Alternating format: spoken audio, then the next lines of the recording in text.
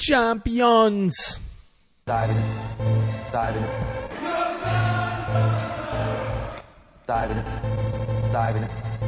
What do you get bundled?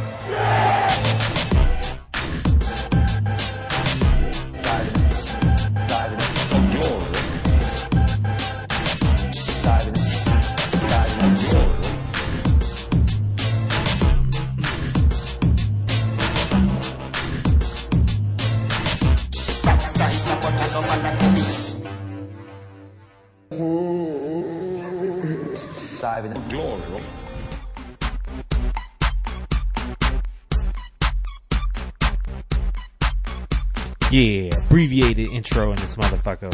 I ain't doing all that shit. Word. Champions League match day 3. Welcome back, Diving for Glory. As I told you, man, we're hitting you every Thursday in the week of Champions League games with this review. Check us on divingforglory.com and at Diving for Glory on Twitter and Facebook. Hit us on all them Jones. And don't forget, we post our normal episode every Monday. And YouTube, man. You can catch our audio on YouTube. One day video will exist. One day, one sweet day. And then one day, yeah. So much for the short intro. That was short. All right, man. Let's start it. Let's start it with Tuesday game, and the game that everybody didn't want to talk about, wants to talk about, but don't want to talk about. Salacious, sexy, scintillating Manchester United hosting Juventus. Yes, all those words except the opposite. 1-0 Juventus in this game. A lot of people would say kind of went to script outside of Juventus scoring another 2 or 3 goals. Especially in the first half, it looked like Juventus should have come out of here with at least 3-0. It was interesting coming out because on paper, Manchester United, he put out a good team. So then everybody's like, oh, okay, good team. Now they should perform. And they haven't practiced this formation. They have not done anything to suggest that they'd been playing this formation for a while. So now they come together. And against one of the biggest opponents in world football, everybody expects a performance. And they were shit. So it was the exact same team that he trotted out for the Chelsea game, with one weird exception. He moved Pogba to the other side. Yes. And the Chelsea game, if you recall, we talked about how Chelsea's one striker away from just steamrolling so many motherfuckers. And the Liverpool game, they fucked up and they couldn't score outside of the Hazard goals, so Sturridge tied them. And then the Chelsea game, they kept going ahead through Anthony Martial, who, since he scored 2 goals against Chelsea, must be the best thing that ever happens, and we don't need a game plan. We just put him in, and we therefore win. He'll score. Yes, he will score multiple. But I don't know why Romelu Lukaku is still playing football in Manchester United, like as a starter. 90 minutes every game. As a starter, as a finisher. And then, this is the argument, and we were texting back and forth about this. There's the argument that made by even legitimate news sources that they say, well, Romelu Lukaku was the striker, he was shit. But since they only had Tahith Chong, who could play forward, and they really don't have forward options, so therefore, like, what could he do? And I'm like, dude, he's playing forwards as wingers. Like, exactly. He's got strikers playing wing position, Anthony Martial and Marcus Rashford. Sit Romelu Lukaku down, play Rashford as the 9, play Martial in the hole behind him.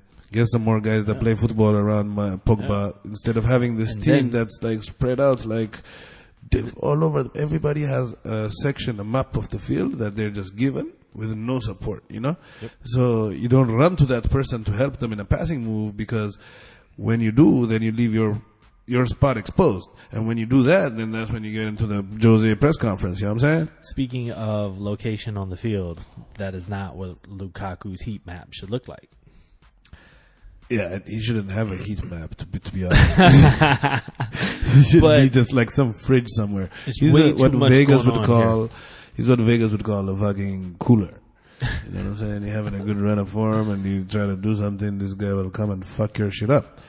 But Yeah, I like the idea of having him as a sub, and like, I mean, if you're still in the game with the 70th minute, you can put him on. It could be your 70 million euro The second, Marwan Fellaini. the second coming of When they Giroud say, to damage they're going to the bench to get the player they brought from Everton, it will not be Mr. Marijuana Fellaini.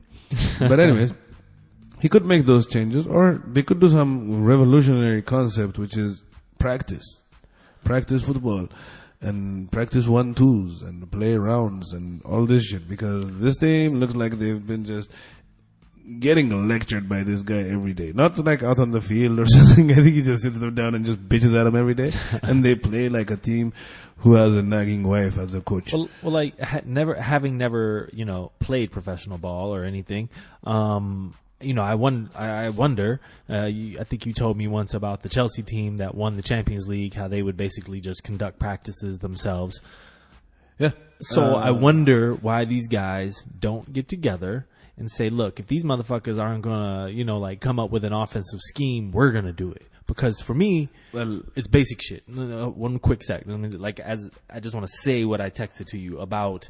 You watch a team like Barcelona, you watch a team like City. Of course, these are extreme, but you watch basic principles. It's basically like, hey, here's the ball. People come to the ball, form a little triangle, do some overlapping runs. Nothing happens. It's usually one player all alone. I don't care if it's Lukaku in fucking midfield or fucking Mata or whatever. They're alone. They don't have anybody to play anything. There's no ideas. Why couldn't they should they be getting together? I look at this like, hey man, you're just doing your 9 to 5 if you show up the training and film. Like, dude, you got to get together on your you guys got to get together on your own. No, you can't. You can't play football that the manager didn't tell you to because you won't play. Like, that's as simple as that. Like, in terms of practice, you could get together and play football, but like, you can't come up with an offensive game plan. And like, what do you think that Mourinho is just going to sit there and just watch people play a style of football that he has nothing to do with? Like, do you? In all honesty? My question is, you can't sub everybody. So you're talking about a revolt, basically. Basically. Okay. I'm asking him, like, it's happened. No, you just go about your business. You try your very best, and like, cause as far as players' careers and, legacy goes, being deemed one of these coach killers or some kind of situation like that is like almost suicidal for most players. Like, you are a professional and they are coming to work and doing their thing. It's not their fucking fault that the fucking guy that they have in position to give them the orders just has lost the fucking plot. Can we get some pizza in the locker room? Somebody threw a fucking piece of pizza at Sir Alex, man. You know what I'm saying? Like, but that was not one of his team. That was Fabregas. That was Fabregas. Okay. I thought it was. That was during a fight with Arsenal players. I thought it was his own team. No. Nobody would even dream about that. No.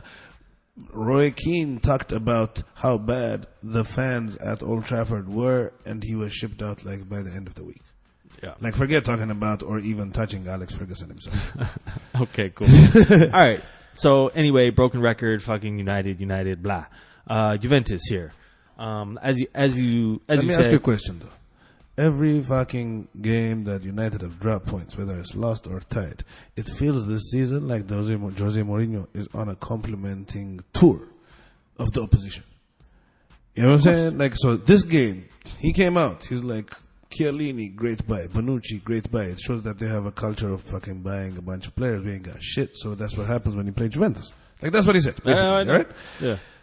Like, more than the football. Like, and I get, like, the football they're playing is shit. And I think that he should be fired a long time ago. You knew that. I don't even think that he was qualified for the job to begin with. Yep.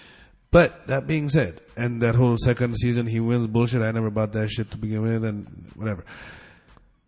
That being said,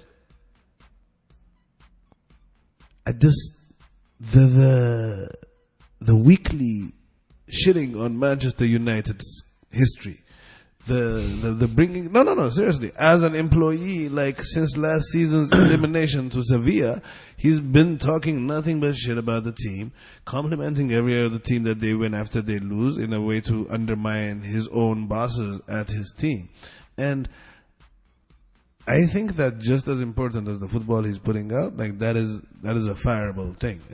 But the thing is that they are incompetent, and all this attitude, the players not playing, Mourinho acting like he does, all of this is a sign. Attitude reflects leadership. There is no leader at Manchester United. And Alex Ferguson used to be that leader. And I was just gonna say, That's it. Like the only thing this hammers home to me is just amazing how amazing Sir Alex was, because the more we talk about it, like, and we could talk about the players, we could talk about Mourinho, but then it trickles up. It's Woodward, and it even trickles up even further to the owners. So when you have that, like, that's how dope Alex Ferguson was, is that he could basically band-aid this complete fuckery. And there's a theory actually that one of the reasons behind his leaving was the Glazer ownership, because he had almost left when they made the purchase of the team. And it is they have taken out a lot of money against Manchester United in loans, whatever. So their investments have gone down, and Ed Woodward, like, it's like a really magnified and larger scale version of what Arsenal did for like 10 years. They're just trying to make the money. They're forgetting that it's also a competitive entity. And in sports, when you forget that you're into, sports entertainment, like the sporting part of the whole business should never be forgotten. And like that's what it looks like Manchester is on the path of. They're relying a lot more on old history. We've seen it a lot before with Ajax, with the Liverpool teams, even Arsenal. But when stagnation like this happens, like, there needs to be honest, like, I don't see anything short of new ownership returning Manchester United to the heights of where they were. So, and even at that, in looking at some other things, they're still the number one most valuable team, highest revenue team. Like, they're still doing this. They're pulling in every year. So they'll just scoff. They'll just shrug their shoulders. You can't maintain, though. Like, that doesn't happen. Like, Liverpool was the most dominant team in the 80s. Oh, I agree. They won everything, and when you don't, you get forgotten. Like, whenever, like, tomorrow somebody goes to a sports bar for the first time and watches a football game, like, that person almost automatically has been eliminated from being a Manchester United fan. You know what I'm saying? Because they have history, winners. but like, it's not even just winners. It's just like, if you're not winning, then you have to have something to watch, like entertainment value. You know what I'm saying? Like, Dortmund hasn't been a winning team, Lyon hasn't been a winning team, but people like to watch them because they have a brand of football, right? This has none of it. So it's like he's killing the whole soul of the thing, because only one team can win the championship. But everybody can entertain. Yeah. But I would also counter, Dortmund has been a winning team, not compared to if you really want to Bayern. If you want to compare who's been a winning team, then Manchester has been a much bigger winning team than Dortmund over the history. No, I understand. But I'm just saying, in recent history, because Dortmund won their last one in 2010? It's 2019 almost. That's not a short time. No. 2012, I think it was. Okay. Yeah. But no, it's been 5-6 years. Yeah, they're playing in a league where the same team has won the championship for the last 17 or something. Or some shit like that. So, like, it can't really be like, they win. I mean, this is not. I'm sorry, dude. They got a couple Europeans. It's been forever. But when you again, I mean, you want to split hairs? Yeah. That like Chelsea has like that third or fourth that they won in 1950 and 53. But I guess my point is that I see them, but I see why a person could pick up on a squad like that, comparatively to a team that really doesn't actually win anything. Like, you have to, I believe, is like a new fan coming to the game, you have to at least choose a team that has a fighting chance. That's how people become Tottenham fans. I don't know. I don't think so.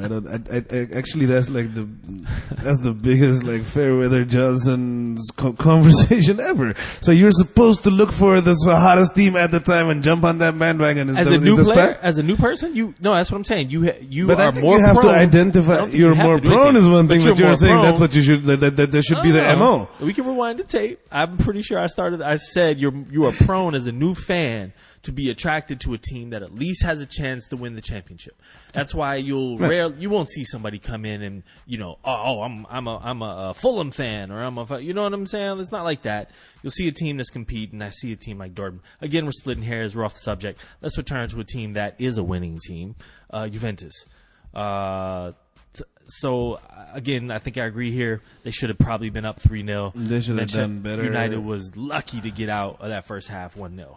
Yeah, and at the same time, when you look at Rodrigo Bentancur, Alexandro, João Cancelo, like a lot of these guys haven't been playing football the whole season. You know what I'm saying?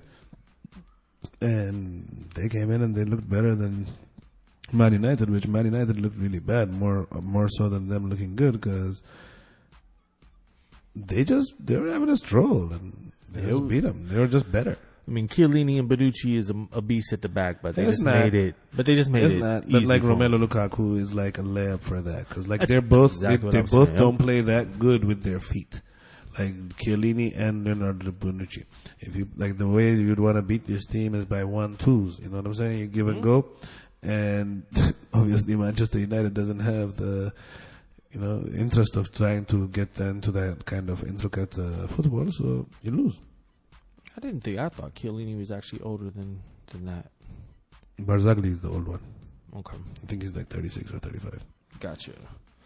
All right, word up. Let's move along. Chiellini just looks old as fuck. Juventus, yes, he does. Juventus took all 3 points here. They were top of the table in that in their group.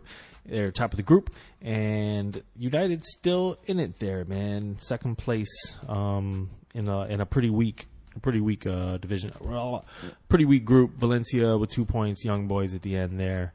Valencia kind of shit the bed. They could have really made it interesting, actually. They saw most of that game, and they did actually look decent. It's just, if they don't pick up the points, but They're still in it. Yeah, I think the group is still open. I don't think that's a very weak group. I don't know. Well, you mean that one spot? Juventus is over. I mean, Juventus is going to walk away with that, I think. Yeah, but you have Manchester United and Valencia, I think, have both got a lot of You have a chances, chance. and I agree. if 3 out of 4 teams are fighting for a playoff spot, then it's a decent group. Yeah. Like, that's All right. Moving along. Unlike the Barca group. Moving along, a game with 6 times the goals as this one. Hoffenheim hosting Lyon. This is the other half of the City Shakhtar group. Lyon with the upset of City early on. Hoffenheim played them tough. 3-3 though. Let's talk about it. That's just the offensive back and forth where, excuse me, the defenses and goalkeeper, especially for Hoffenheim, kind of let them down. They could have really tried to get a result out of this, but and Ndombele had, like, you just show goals in this game from different weird angles, different situations. Like, they just balled out. And 2 teams that are at around the same level in different leagues played. Both of them have offensive principles. Julian Nagelsmann on one side, Bruno Genesio on the other. Like, it was beautiful. Hoffenheim was all over this game with 26 total shots, 9 on target, evenly distributed between both halves. Let's see, you're right though. The goals were kind of, when you look at the shots taken, it looks like Hoffenheim was way more dominant. But when you look at shots on target, it's 9-6. Like, Lyon principally, especially when you look at Memphis Depay and Bernard Traoré and Martin Terrier as the 3 strikers. Like, as a principle, they don't shoot unless they think it's going to go in. Like they'd rather pass the ball 50 times. They're like old Arsenal teams, They want to move the ball around and try to pass it into the goal. So that was going to statistically behind. But and this game went to half 1-1. So we get a super exciting second half, which started off with a flurry. Hoffenheim go up 2-1, gets drawn back by Tanguy Ndombele. Another assist by Traore, who had scored the opening goal.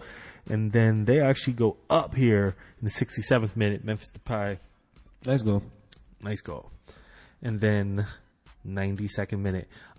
It's hilarious to see Hoffenheim was not hilarious, but to your point, to see them with so much of the ball, to see them with so many shots, and the ratings on that back line and that goalie are awful.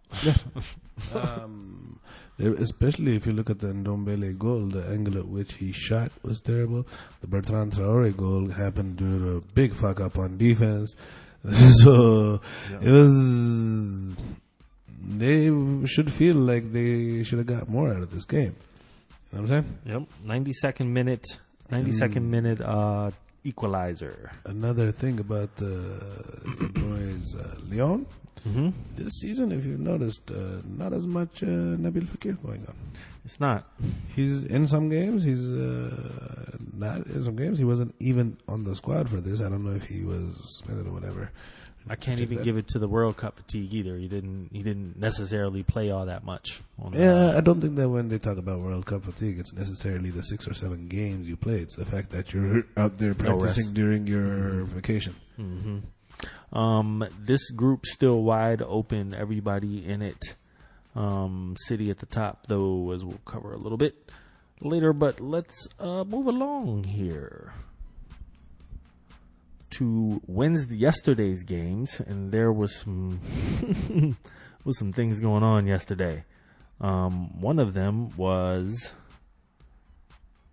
PSV hosting Tottenham.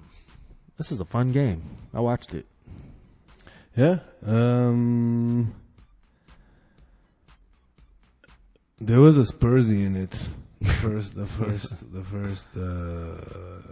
Irving Lozano El Chucky, as they call him. Mm-hmm. His goal was a total fuck up by Toby Alderweireld. He almost own goal. He almost kicked it in for him too, right? Yeah, he fucked up and got the ball taken off him, and then he chased him down and tried to slide tackle, and that caused a deflection. Would have been a great slide tackle. Except it went in. It would have been. Other than that, yeah, it would have been perfect. But I mean, it was just amazing to see covers and still fucks up. Yeah, like it just kept snowballing. I'm like, just make it stop.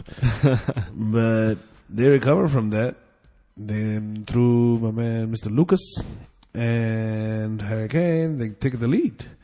Mm-hmm. And they have the lead. They keep the lead for a long time. But in true Tottenham fashion, sorry. I met this one guy the other time that said, I love your show. Keep Tottenham out your mouth. Stop Spursing, motherfucker. Quit giving us the fodder, man. You know what I'm saying? Damn. It's funny when they're winning, Harry Kane looks like just running down the field with his blonde locks. And then as soon as they start losing and he gets the ball, he looks like, who gave the ball to that librarian? The fuck is that old dude doing on the field? Get the fuck out. Oh, man. I thought he had a solid game. He had a decent game. But definitely solid. It was just almost scripted. Like they gave it away in the 87th minute. Luke de Jong. Looky Lou. This is after a good Lord, Lloris. Oh yeah, red card. He got sent off in the 79th minute, and they got hit up in the 87th minute. Yeah. If PSV had any type of, I mean, if they were on the same talent level, they might have won this game. There's a number of breaks they had where they just just nothing to it. I think it was passed enough right football to say that talent level and performance are not really mutually exclusive things. Oh no, that's for sure. That's for sure. I mean, they pulled away with two. I mean, they pulled away with the point here. The funny thing is, especially the second half of the first, the last half of the first half, and then the beginning of the second half, Tottenham Hotspurs played maybe the best football that they've played all season. Like PSV was very, very lucky to be in it. They were pinging the ball around. Mm-hmm. You know what it reminded me of? The first half of that Juventus game last season when they looked like they were gonna fucking wipe Juventus off the field. And then they wouldn't score, and they wouldn't score, and they wouldn't score, and then you get fucked, and that's what happened. Yep. Their moments of dominance have nothing to show for it, and that's what happens when you don't score. So Lloris gets 3 games because of that straight red? No. What do you get in the Champions League? I think in Champions League it's 2 games because it's shorter tournament formats. Mm-hmm. But we'll see what they give him. Okay. Oh, that's right, because they get to go back and review it like they did the Ronaldo thing, right? What, the ass fucking? Nah, the red card, man. They have tape for that? Nobody was yes. It's on you can replay it on the Bleacher Report, motherfucker. They VAR that shit? Oh, not that, man. Come on, man. God damn it. Like, you see, he was offside. Oh, man. How did we go there? Sorry. No, all good, man. All good. So Tottenham languish at the bottom of this fucking group. Can't wait for the North London derby to be played in the Europa Cup. Jersey, a draw did neither one of these teams any favors. Dude, they've been getting roasted because they had this big sign in their stadium where you can pre-order tickets for Champions League games. And they're like, only Tottenham would sell tickets to a competition they won't be in at a stadium that they have not completed yet. Yeah, no, we're playing Champions League at the new stadium. Yes, neither. No Champions League, no new stadium. No, they moved the game to Mondays. Thursday. Thursdays, that's right. That's right. Moved it to Thursday. Oh, man. All right, moving along. I would say the funnest game for me of the round was PSG hosting Napoli. There was some fun football. Some of it was sloppy. Some of it was pretty. But it was fun. I know that. 2-2. It was a good game, but the goals and the chaos was fun. But the actual good football, there was parts of it, and Mbappe tried to put on a little thing every once in a while, but they're generally kind of shitty. PSG, and Napoli took it to them, like from what I saw. But They should have won the game, in my opinion. who? Napoli.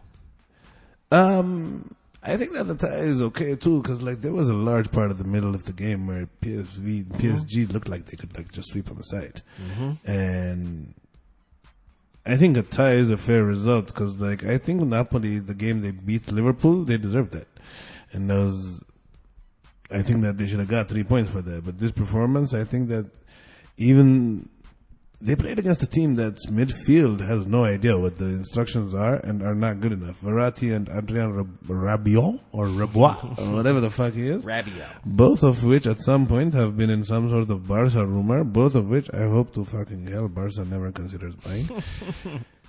And that hole in midfield was huge. That they were exposed. They were doing nothing. The forward line of Mbappe, Neymar, Di Maria, Cavani was very, very, very, very far from like there was nobody connecting what was going on. Di Maria tried to a certain amount, but Neymar did his thing. Mbappe was shit in this game. Like we've been singing his praises, and everybody's due a bad game. But and he was trying like Neymar a little too much to just put on like moves and stuff. No, he was. Who was the guy? Koulibaly did an excellent job on Mbappe, man. Oh yeah, I thought he saw had that one video where the other player was trying to guard him, and Koulibaly just like pushed this guy out of the way. Like, get out of the way, dude. Yeah, like he literally shoved him a couple of feet out of the way. And I was like, good, go ahead, Khalidou. And I don't think that Mbappe was ready for that kind of mud. Yeah, a little physical there, Like, but good in the good physical way, you know. Yeah, he's a serious person, you know. Yeah. So this got pulled back though. I mean, like PSG almost lucky to get to this point. Very lucky. They pulled it back with the last kick of the game, basically. Like not the last kick, but the 3rd minute of injury time. Di Maria with a wonder goal, like he curled it in. It was hero ball at its finest, and both teams should kind of look at it as a somewhat of an opportunity missed, because with Liverpool winning, like this was an opportunity to put the other team really on the back foot.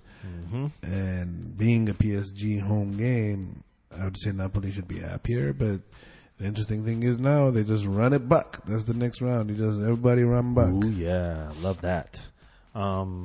Yeah, I had fun watching this game, man. Yeah, and one thing we all know for certain is that Carlo Ancelotti knows how to Champions League. You know what I'm saying? Yep. He might not, his team might not look as sexy as this or but like his Champions League performances, you know, he put it in. If they can sneak out of this group, yeah, they could be something. It's going to be tough to get out of this group, though.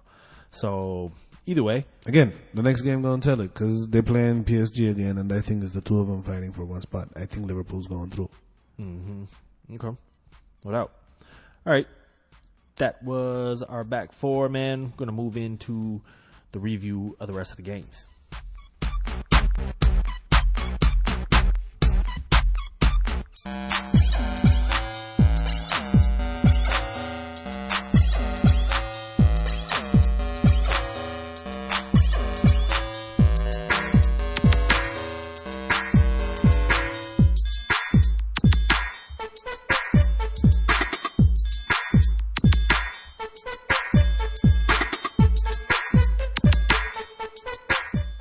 Yeah.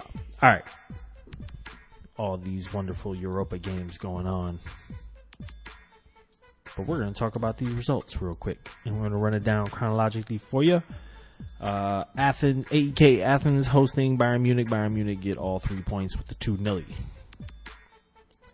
I wish I could get the time back for this game. Like, this is one of the worst experiences I've ever. Like, it was so bad that I've been arguing with you that Manchester United game was not that bad for the past how many days, just because it was not this game. This game sucked balls. It was like it should like, I don't know, man. Yeah, 2 goals within 2 dirty. minutes. Like Javi Martinez. That was a nice goal, by the way. Javi Martinez scored a scissors kick. Is nice, but It was nice. they should have fucking put it on him. So fuck him. Young Boys hosting Valencia 1-1. Yeah, Michy Batshuayi, he scored a goal while Chelsea don't have a striker. Why the fuck? Like, dude, is but like you see him play. He's okay. He's good enough to play for them. He's good enough to give him a shot. To get between Giroud and Morata. Like, I'll take him all day, Agreed. Solid game for Michy there, but they still only get a point. Valencia, Ajax 1-0 over Benfica. Yes, putting it on motherfucking Benfica, but again, another team that doesn't really have a lot of firepower. But that group is pretty much going to be done next week when Ajax top off Benfica one more game, and Ajax and Bayern go through. Yep, there it is at the top of the. That's a top weak of the group. Yeah, Ajax, Bayern, Benfica. Yeah. And after 3 games, Ajax is top, and the third place team is Benfica, and like, that's a weak group. Woo! Already mentioned the Hoffenheim City dispatch of Shakhtar in very stylish fashion, 3-0. Silva and Silva, LLC. Yes, the first, the David Silva cleanup on the deflection with the volley was pretty fucking dope. And Bernardo put it away nicely. They've been, especially earlier in the game, like the scoreline only showed 1-0, but like that first half was beautiful by City. Let's see how they do going forward, because they're gonna play the same team again, which is awesome for them. Yep, they lost this match last year. And Aguero and Sané get the rest of the entire game. Exactly. And just winning. Kevin De Bruyne, KDB came back. Yeah, just get to a get little some run. time on. Yeah. Mm-hmm. Yep. All right. Roma fucking waxed Moscow 3-0. Checo with the outstanding game here. Yeah, they beat them 3-0. I wouldn't say waxed. We're reserving that for a couple of occasions later in the game. Oh yeah, there are some waxings that happened.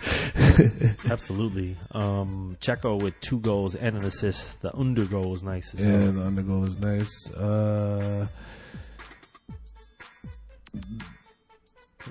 Edin Dzeko, the way the ball was crossed to him and the way he plays, is like it's so simple, old school football. And if you look at the Kramaric guy on Hoffenheim, both goals he did was like that. It's like control with chest, okay, bring to ground, shoot, goal. Yeah, absolutely. The rest of that group is Real Madrid hosting Victoria Pleasant. Yeah. The Real Madrid made that much more complicated than I thought it should have been. It's been the season. Huh? It's been the season. Yeah, but like it hasn't ever been like. I mean, they were 2-0 up, you know, but Pleasant is a big gap between them and that team, you know. Yeah. And Karim Benzema starts it off with a nice goal off of Lucas Vazquez's assist, but the Marcelo goal, who, funnily enough, especially now that Ronaldo has left, Marcelo is becoming like basically the chief playmaker of the fucking team, as left back, and they look totally different when he plays and when he doesn't. So he did that, and then the other team pulled one back through some dude called some guy, and something happened. Patrick Hrosovsky. Hurrah. HR. Word up. Come on, guys. That's So that group stands as Roma and Real Madrid at the top, and CSK still in it. They had a guy called Ubong on their team. Ubong? Yeah, Ubong, Ubong. Ubong. Yeah, CSK still in it. Be tough for them to do it, but hey, man, crazier things have happened. Believe. All right, we mentioned the United Juventus matchup. We're moving along. Club Brugge gives up the first point to Thierry Henry in his coaching career. Yeah, thereby proving that the French league is even harder than the Champions League. Right. This was decided early, a goal in the 31st minute and the 39th minute, and that was a wrap. Nothing else. Monaco's injury ravaged too, in addition to the to the yard sales that they have every fucking Saturday. So he'll be happy with the point. Taking the point. That is Group A. That is. Oh yeah, we'll mention the other half of that here in a second.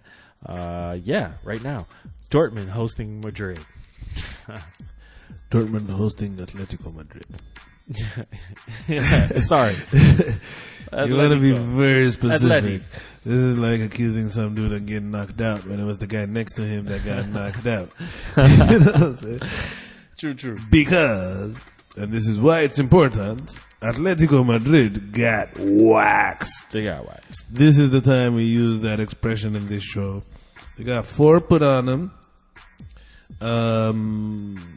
Yeah, they did some things. They showed up and shit, but they got fucked up. And you don't see this. You see this very rarely because my man Diego Simeone's team don't give up more than a goal.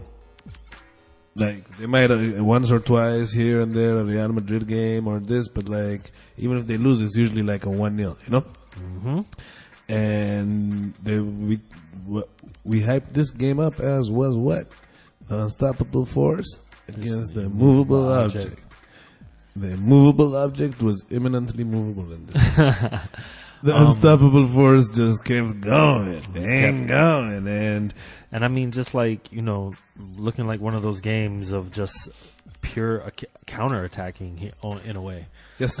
And just making Atleti pay. And it was 1-0 at half. It was 1-0 at half. The thing about Lucien Favre, which is different from Diego Simeone, Diego Simeone has a game plan that he's trying to implement, and he has a bunch of players that do the same game plan. So when he makes subs, he's making subs for freshness. Like he's bringing in another guy because that guy can kick ass. Yeah. Lucien Favre makes subs. He changes the game. Like if he sees a weakness on one wing, he's bringing in Sancho. If he's trying to, and all through the season, if you watch, his subs score and his subs assist. And as you were saying, they were 1-0, and then he brought on Rafael Guerrero, who proceeded to score 10 minutes later on a awful back pass, which according to you. He got the assist from Hakimi, but no, I'm talking the 4-0 is the awful back pass, not the first one. Oh, the 4-0, the first one, okay. Yeah. The first one he gets from Ashraf Hakimi, actually good team move. Right after which, second substitution happens. Jadon Sancho comes on for Christian Pulisic. Yep. And 4 minutes later, Jadon is in the back of the net. Again, assist by Ashraf Hakimi. Yep. Who... it's only due to the coach's preference for Carvajal that he's not playing for Real Madrid. You know what I'm saying? Mm-hmm, mm-hmm. So then they fuck up one time, they get 4-0, but Lucien Favre all season has been putting the subs nicely. Did you see this game? They didn't have our boy Paco Alcácer because he had an injury, didn't play him. You know what I'm saying? Julian Weigl didn't play. Didn't seem to matter. Yeah, it's the team, it's the concept. They're in form, man. And then they're also a team in form and confident. And like when you go and you don't feel like you're gonna be accountable for everything, and you're just given free reign because you work so hard, this is what happens. Like he's got a nice team. Mario Götze comes out of nowhere and he's just playing, and you're like, whoa, okay. Mm-hmm. I love to see it. Did you see their jerseys this past weekend, Bundesliga? They were so fucking dope, man. It's like the brushed gray with the like yellow sleeves. Oh, okay. They were so tight. Moving along. I like the regular jerseys, like the colors. Yellows. Yeah, They're dope. Little Pittsburgh Pirate joints. But these were, I don't know, it's just that gray. Barcelona. They would be so pissed if you compared them to Pittsburgh Pirates. Such a shit team. Well, this is not. Anyway. This is not diving. This is not stealing bases for glory. It's diving for glory. Barcelona hosting Inter for the first time since the semifinals. As we mentioned before, 2-0 Barcelona walk away with this. Yeah. And Messi was in the stands due to the hand injury he suffered. Fractured radius. He enjoyed the game. And he was really enjoying it, and the coach put in the wrong team, but they still won. Rafinha Alcantara scored while we were in the middle of talking about how shit he was. But then he went back to not doing anything for the rest of the game. Like, that was really the only play that he was really decent in. Mm-hmm. Luis Suarez was running all around, all over the place. Didn't look as effective. The cross on the goal was nice, but it just felt like he was a chicken with his head cut off. Philippe Coutinho. He was active. He liked him.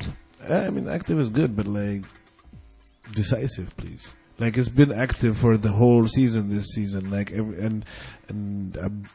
Luis Suarez's performances have left a lot to be wanted. Like, he gives up the ball a lot. Assist in his game. Yeah, I saw the assist. Like I said, he was part of the goal. But like,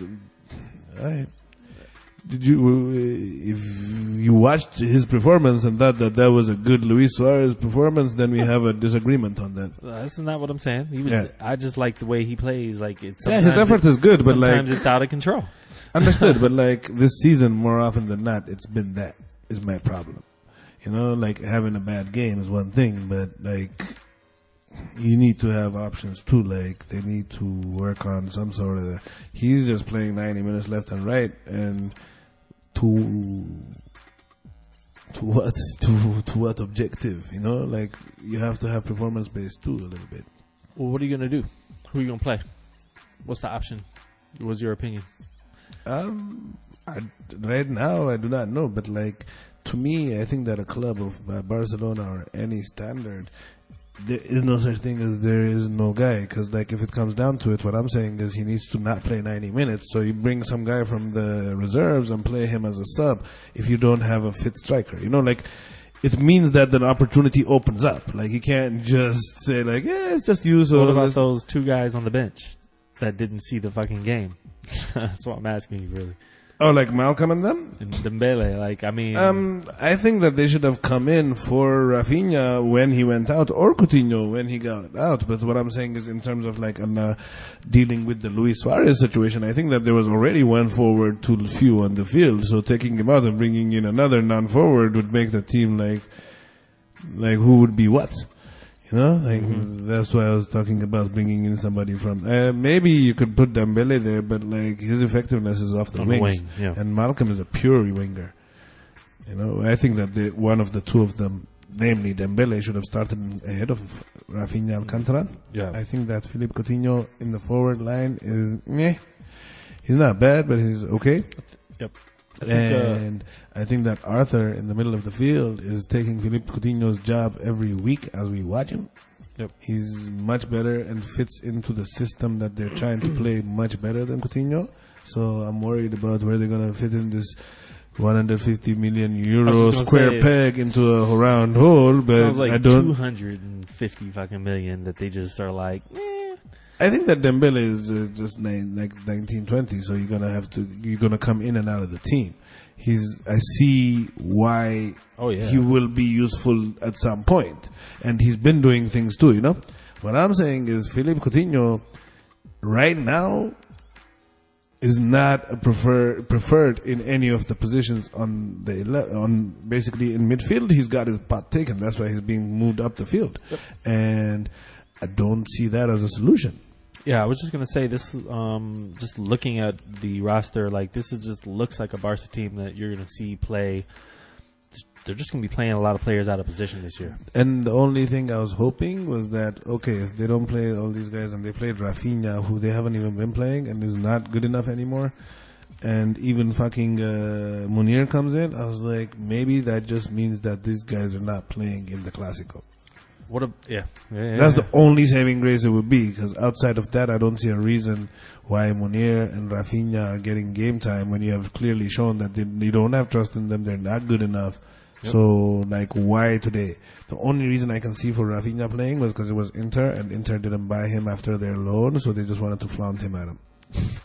Basically. Yeah, because apparently that's what they do to Serie A. They oh, you want this striker? You want this winger? We'll take him. Just because. We don't really actually want him. What about Roma thing was because Roma beat their ass. Yeah. So they're just salty. Yeah, that's what I'm saying. Like, they're man. Little bitches. What about Inter here, man? I mean, like, I thought they did what they could have done. If they were gonna get a result from this game, this is how it was gonna happen. But the Messi injury takes away from the fact that Raja Nainggolan also got injured over the past weekend, and they've been really dependent on him as a number 10 for most of the season. Like, he broke open a few games for them, if you recall. We were talking about it on this show, and I think that the Lautaro Martinez should have just played more, and they could have had an opportunity to take it to them. The team was so set up to defend against Barca, like Barca had Messi and Iniesta and everybody still playing, that I think if they had if the coach had given them a little more free rein, they might have been able to get something out of this, actually, to tell you the truth. Made 3 positive, attacking-minded substitutions.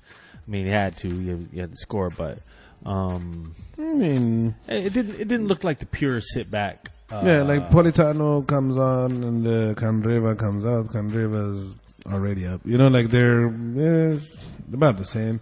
Keita Balde for Ivan Perisic didn't make a lot of sense to me, even though Perisic didn't have a good game, because I was thinking leave Perisic in and have Keita Balde and Mauro Icardi as targets. And Lautaro Martinez, I thought, came into place for Borja Valero, who was kind of shitty. Is how I said. Oh, absolutely good. And Samir Handanovic was nice. Handanovic played. Yeah, he made some. Yeah, there could have been some more goals. Oh no, Handanovic was nice, yo. Definitely could have been some more goals. And it's crazy because it's in this day and age, it's not accepted to Handanovic. That this guy, he's making a lot of money for Handanovic. Word up, Barcelona is at the top of that group. That is Group B. As mentioned before, Tottenham and PSV at the bottom with 1 point each. Barcelona undefeated, 9 points. Inter second with 6. How awesome would it be if Tottenham signed Marcelo Brozovic? Brozovic. What's funny here is Tottenham still, they're still in this. They still have a chance. They have a chance to, especially if Barcelona go ahead and take all 3 next week or next time against Inter. But that'll be in Italy, so maybe a bit different. I think Inter, I don't know how it goes, but I think they might be able to take something off it, especially if he puts out some fucking Mickey Mouse team like this time, man. Mm-hmm. Like, the spacing was weird. Like, they could have got. They didn't play very organized. Like, everybody was going out of position a lot. Like, if you saw, like, Rafinha, Coutinho were all over the place, Yep. And if they try that same shit in Milan, I think they might get shitted on. Word up. Well, moving along to that but other Messi waxing. will be back. Oh yeah, he'll be back by then. Move on to that other waxing, that Brazilian waxing, or is it Egyptian waxing? What would that even be? They just use sand. He said what? They use sand. Oh man, Liverpool hosting Red Star Belgrade. Guess who's hot? The dry streak is finished. Yeah, now he's scoring all the time. Every time he scores, every time I come out of the house, I score. Give me some more. Yes, give me some more. Give me some more. You put up 2 in this game. Liverpool actually finally scoring some goals this season. Bobby Firmino, he lives apparently. Yep. He still has an eye. Yeah, and then, basically the trio scored, and most importantly, Fabinho. Did you start in this game? Yeah. Nice. Yeah. Get some red star. You got a red start. Red start Belgrade. Oh shit! He had a good game too. Yeah, he had a nice game, man. They had like little, what's those, Squawka and stuff, made little 9 kick passes and this 90 minutes, this many tackles. I was like, oh, look at you, Fabinho, you got to play. I didn't know Salah was only 26. Plus tax. Fucking young, man. Huh. Word up. He's only 26. But he played in the Egyptian league, went to Belgium, played for Genk, and from which he went to Chelsea. Roma, back to Chelsea, Yeah. back to Roma, Liverpool. Second season in Liverpool. Wow, I busy thought man, busy I man. thought he was like 29. I mean, he has the resume of a 29-year-old. Oh shit. Dude, Word up, do man. less, Mo. Liverpool with the, you ain't lying. Liverpool with all 3 points there, and the other half of that being PSG and Napoli, as mentioned before. Liverpool at the top, then PSG. Then Napoli, then PSG. Still everything up for grabs there. A lot of games left to play. Moving along. Lokomotiv Moscow hosting Porto. Porto get all 3 points there. You talking about weekend group? No, that's the. I hope Wow. my team gets those guys group. Man, like anybody, I'll take either one. Whatever, whoever qualifies, bring them. Yeah. Porto with the 3-1 over Lokomotiv, and Schalke Galatasaray battle to a 0-0 draw. Yep, they did it. That's how it goes. And then you say, let's go to the next section.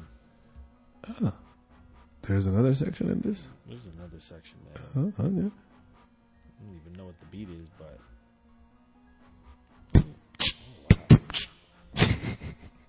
awful.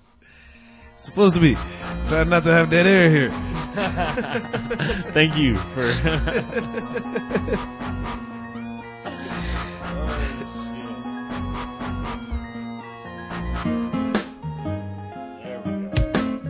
All right, man. Sorry for the dead air. Thank you for the smooth jazz hour. Yeah, there we go. John Terry shagging your wife. Did you see the Mario Icardi? Forget John Terry. I'm the real. Take your girl. Take your wife. Mr. Steal Your Girl. Yeah, sorry. I'm the real Mr. Steal Your Girl. Forget John Terry. Awful, son. Awful. Word up, man. Dude of the week. Dude of the week, we're going to give to a manager of the team known as the Yellow. No. Dortmund. Lucien Favre. The way he just rocked a team that doesn't usually get rocked. For making his team the Habib to Atletico's Connor. Lucien Favre, you're the man. Yeah, man. Just don't jump into no stands. For sure. That was a wonder. Goal of the week. Goal of the week. Angel the Mary, also known as Angel Di Maria. He pulled him back, injury time, cut it inside. He Arjen Robbened him. That was an Arjen Robben move. Cut inside and shoot off your left. Curve it into the corner. It was nice. Angel Di Maria, Angel the Mary. Ratatouille. Word. Yo, man, that's the episode. Peace!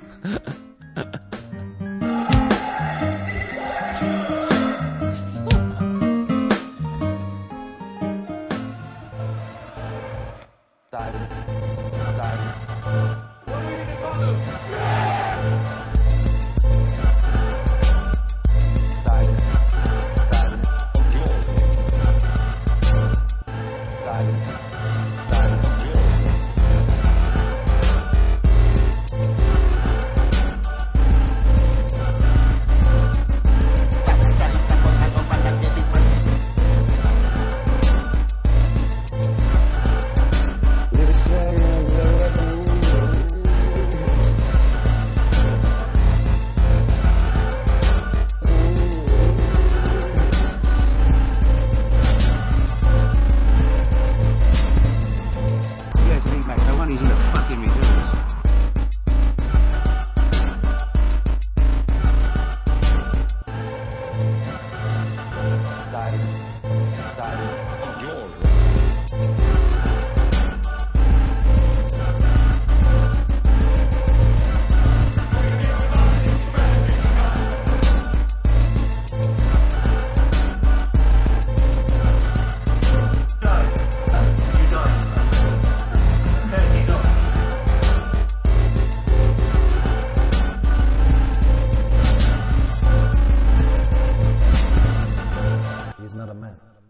nothing more to say. Dive in. Glory.